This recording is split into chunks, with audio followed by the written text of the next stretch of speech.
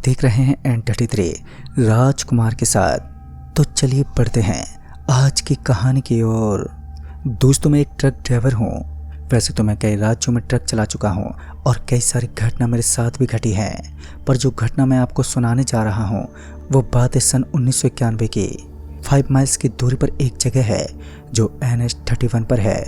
लोग इसे 5 माइल्स के नाम से जानते हैं और मैं अपनी खलासी दीपेश के साथ रात के करीब 11 बजे अनाज से भरा हुआ ट्रक लेकर गुवाहाटी के लिए रवाना हुआ। मैं फुल स्पीड में अपनी गाड़ी चला रहा था। 5 माइल्स पहुंचने के ठीक पहले एक पेट्रोल पंप है। पेट्रोल पंप के आगे कुछ दूर पर एक इंसान जिसके हाथ में एक डीजल का डब्बा था, वो गाड़ी रोकने का इशारा कर रहा था। मुझे लगा कोई ड्राइवर है और शायद उसके गाड़ी का तेल खत्म हो गया है, इसलिए वो मदद मांग रहा है।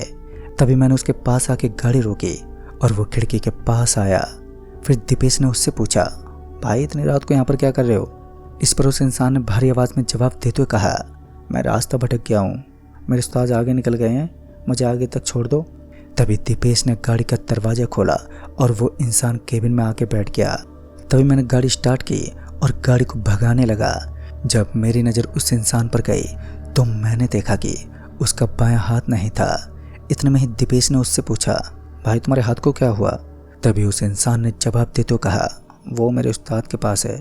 दोस्तों, ये सुनकर तो हमारे रोंगटे खड़े होने लगे। फिर दीपेश ने सहमते हुए कहा, भाई हाथ कोई सामान है क्या जो तुम्हारे उस्ताद के पास रह गया?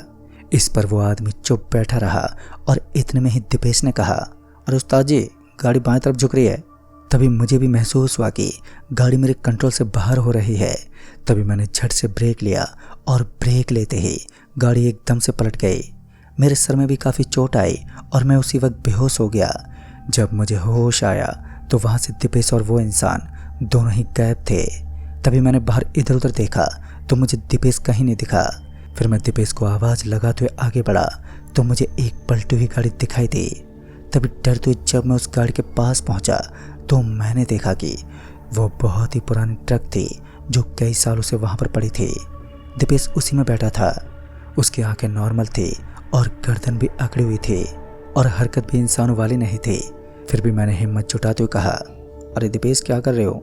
चलो आगे ढाबे पर खाना खाएंगे और फिर सुबह होते ही चलेंगे। पर उसने बदली हुई मोटी आवाज़ में कहा, मैं कहीं नहीं जाऊंगा, अब मैं यहीं रहूंगा और यही मेरा घर है।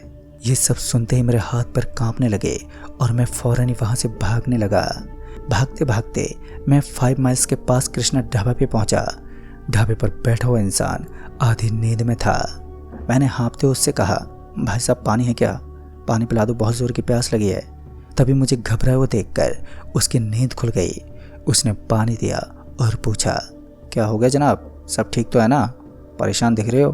तभी मैं पानी पी के रिलैक्स हुआ और उसे सारी बात बताई। फिर उसने जो कहानी सुनाई उसने तो मुझे हिला कर रख दिया। उसने कहा कि 5 माइल्स एक हॉन्टेड जगह है जहाँ पर कई ड्राइवरों की मौत हुई है और लोग वहाँ दिन में जाने से कतराते हैं। आए दिन वहाँ कुछ ना कुछ घटना होती रहती है और उस जगह पर लोकल लुटेरे गाड़ी रोककर सामान छीना करते थे और ड्राइवर को जान से मार देते थे। और वो सारी बुरी आत्मा आज भी लोगों को तंग करती हैं। वहाँ ना तो तेज हवा होती है और ना ही सड़क पे गड्ढे हैं, फिर भी अक्सर गाड़ी पलटने की खबर वहाँ पर सुनने को मिलती रहती है। तुम जब भी इधर से आओ रात के 8 बजे से ज़्यादा लेट मत करना, वरना इस बार तो भाग्य ने साथ दिया, पर भाग्य हमेशा साथ नहीं देगा। दोस्तों, इस घटना के बाद मैं कभी भी 8 बजे के बाद उस रास्ते से नहीं गुजरा, पर उस ढाबे वाले की बात आज भी मेरे कानों में गूंजती है और दीपेश को याद करके मेरे रोंगटे खड़े होने लगते हैं। इस घटना को हुए अब करीब 31 साल हो चुके हैं, पर दीपेश आज तक घर नहीं लौटा। तो दोस्तों, इस कहानी में बस इतना ही। तब तक के लिए बाय एंड टेक केयर।